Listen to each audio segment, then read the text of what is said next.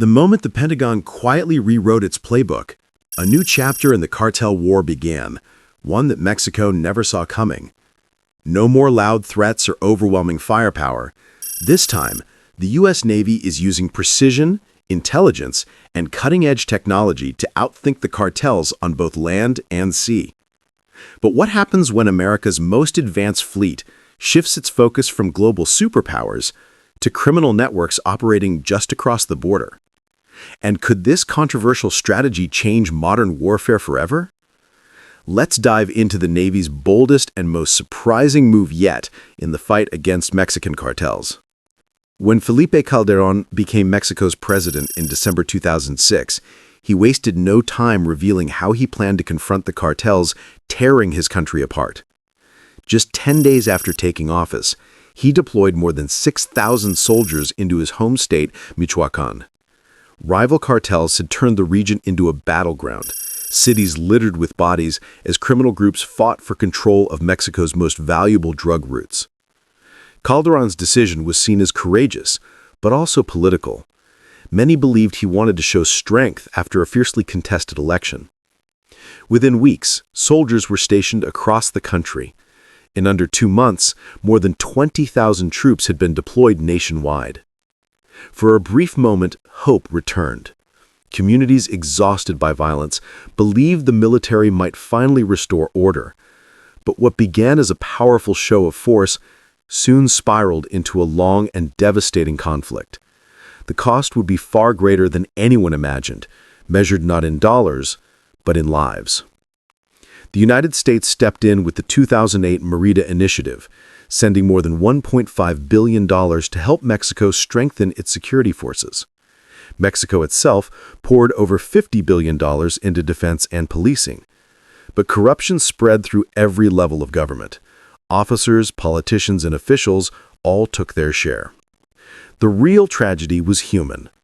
Since 2007, nearly 200,000 people have been killed and tens of thousands have disappeared. One of the darkest chapters unfolded in September 2014 when 43 students from Ayotzinapa vanished after being handed over by corrupt police to cartel members. Investigations later suggested involvement from local politicians and even the army. The case became a symbol of a nation losing control of its own battlefield. As the government tightened its grip, reports of human rights abuses exploded. Under pressure to deliver results, soldiers and police turned to torture, forced confessions, and staged arrests. Amnesty International reported a 600% increase in torture cases between 2003 and 2013.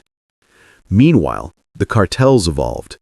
Large organizations splintered into smaller, more predictable groups. Mexico transformed into a map of overlapping wars. In 2010, the world was horrified when Los Zetas, a cartel formed by former Special Forces soldiers, kidnapped and murdered 72 migrants attempting to reach the United States. The violence forced thousands to flee. Entire towns emptied. Others formed self-defense militias, carrying rifles and wearing improvised uniforms, trying to protect their families. Some groups meant well, others were quickly infiltrated by the very criminals they fought. Nearly 2 decades later, Mexico's drug war shows no sign of ending. Soldiers still patrol streets where children once played, and the boundary between the military and the cartels has grown dangerously thin. For analysts around the world, Mexico became a brutal example of what happens when a nation loses control of its own battlefield. Still, amid the chaos, there were wins. Intelligence cooperation between the U.S. and Mexico led to major arrests and drug seizures. Calderón claimed that 25 of the 37 top cartel leaders were killed, captured, or extradited. The military seized over 100,000 tons of cocaine and destroyed hundreds of thousands of acres of drug crops. But many of these numbers were never fully verified. When Enrique Peña Nieto took office in 2012, he continued the same aggressive strategy. Officials claimed 101 of his 122 most wanted cartel bosses were eliminated or captured. Again, many numbers were debated, but the government celebrated them anyway. The biggest moment came with the arrest of Joaquín El Chapo Guzmán. Peña Nieto looked like a national hero until Guzman escaped through a tunnel dug beneath a maximum security prison.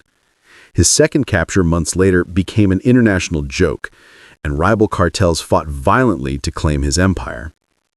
Despite high-profile arrests, violence only grew worse. The kingpin strategy fractured cartels into smaller, more violent groups. Every fallen leader created a vacuum. Two more emerged to fill it. Towns once peaceful became new battlegrounds. Peña Nieto promised to shift focus away from the drug war and rebuild Mexico's global image, but behind the scenes, military operations continued. As analyst David Shirk put it, Calderón was obsessed with security, and Peña Nieto was obsessed with pretending he wasn't. Defense spending kept rising, so did the death toll. During the first half of Peña Nieto's term, around 63,000 people were murdered, nearly 50% more than during the same period under Calderón. Meanwhile, the U.S. drug market hardly slowed down.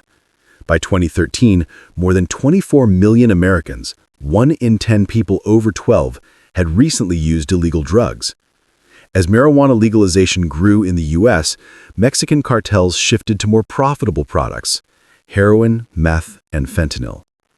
Today, experts estimate Mexican cartels earned between $19 and $29 billion every year from U.S. drug sales.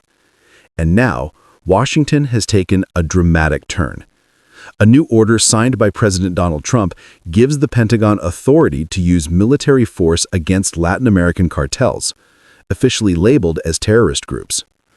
Sources confirmed this is not symbolic. The order, first reported by major U.S. outlets, signals one of the most aggressive shifts in American security policy in decades. Imagine waking up to the news that America's patience has snapped, and the target isn't a foreign enemy, but the cartels operating just across the border. According to high-level insiders, the White House now believes Mexico has failed to contain its cartel crisis. Behind closed doors, officials warned that if Mexico won't step up, Washington will act by force if necessary. Intelligence agencies have already shifted gears. Cartel organizations are now being studied like global terror networks. Analysts are tracing money trails that stretch from Mexico to Asia and Europe. Satellite surveillance has mapped smuggling routes twisting through the desert into the United States. DIA teams have flagged cartel-controlled regions that resemble active war zones, heavily armed, guarded by private militias, and protected by corruption at every level. Pentagon planners have been instructed to draft operations designed to cripple cartel logistics while keeping civilian casualties to a minimum. Their proposals include precision raids, targeted drone strikes, and cyber attacks capable of shutting down cartel communication grids. Some operations mirror the same strategies once used against ISIS or Al-Qaeda, clear evidence that Washington now views the cartels as a threat on par with foreign terrorist groups. But this path is risky. Any direct strike could ignite diplomatic fallout or even confrontation with Mexico, a crucial neighbor and trade partner. Still, insiders claim President Trump sees the danger as secondary to the threat. This shift could redefine America's entire approach to organized crime. For decades, cartels thrived in the shadows. With the Pentagon now involved, that era may be ending. Whether this leads to a breakthrough or plunges the region into chaos, one fact is undeniable.